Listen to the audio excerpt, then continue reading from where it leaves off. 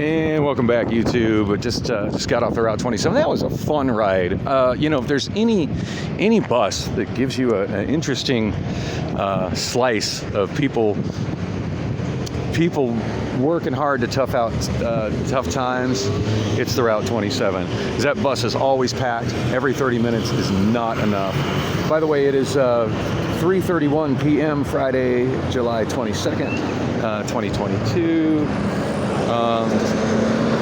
That's the girl that got on with me right there. She's fine as fuck, by the way. Got her cheeks hanging out her shorts oh so nicely. Damn.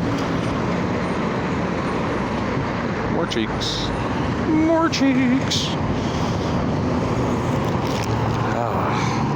I meant to get off one stop sooner, but I'm enjoying the scenery, enjoying the ghetto booty scenery here.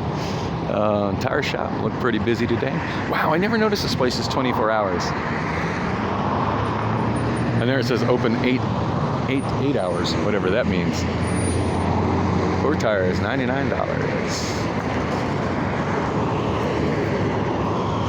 Oh. Yeah, I think it's up to 111 now.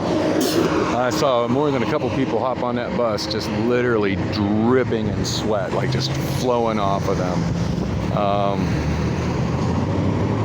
I tell you, 27th Avenue, Route 27 bus. Yeah, honk. That'll get them out of the way quicker. It's an interesting slice of Phoenix for sure. So chatted with a guy who's rolling with his I'm assuming his wife and kid and dog. I don't know what their situation is. I got a feeling it's pretty tough though. But had a really sweet female pit bull. And when they moved, he sat down next to me, and the dog just like got right underneath the seat. He's like nudging my calf with her nose. Oh, that's awesome. Carrie Lake donated to Obama and apparently knocked a couple of his teeth out. Nah, she didn't do that. It was Big Mike might have. All right, so let's see. Ghetto gas station, super gasoline, $4.29 today. Got the Savers, got the Burger King. It's just such a fun place in the afternoon. That guy's probably homeless on a wheelchair, just trying to get some shade. Yeah, welcome to the hood, y'all. This is where my show is nowadays.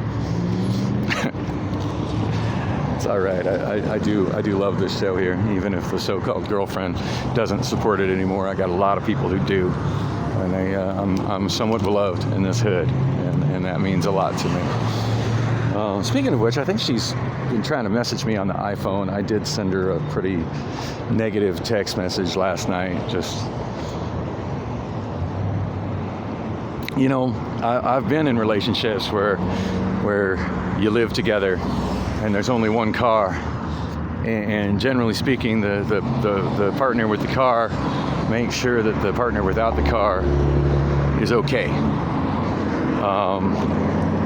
That pretty much describes my marriage. When I got together with my now deceased ex-wife,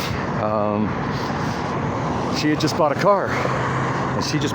And then she had just lost her job and couldn't afford to make payments on the car. So I made payments on the car. That became our car.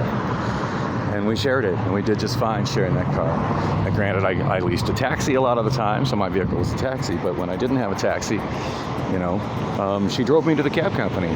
Sometimes I took the bus to the cab company. Most of the time, she drove me to the cab company to get my cab. And when I was turning in my cab, sometimes I take the bus home, but other times, she's there waiting for me. Whatever time she had to get up. Middle of the night, wee hours of the morning, she came and got me. And when she got off work, I went and got her.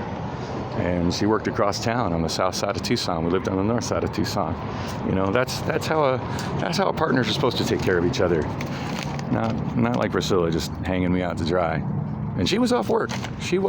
Like yesterday afternoon, before I headed out on the bus and had that miserable bus ride with a bus driver that decided to wait 12 minutes before starting his route, instead of starting his route when he was supposed to, that caused me to miss my bus transfer and have to walk a mile down 27th Avenue in the heat.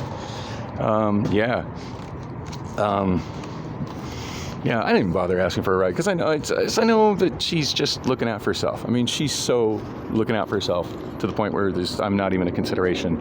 And she came in, she laid on top of me. She'd let me feel on her ass. That was nice. Her ass always feels nice.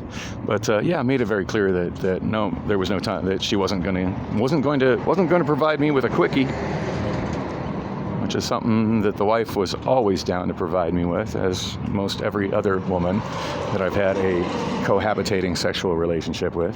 But no, wasn't down. She's like, oh, I have my priorities. That's always her word. She's got her priorities.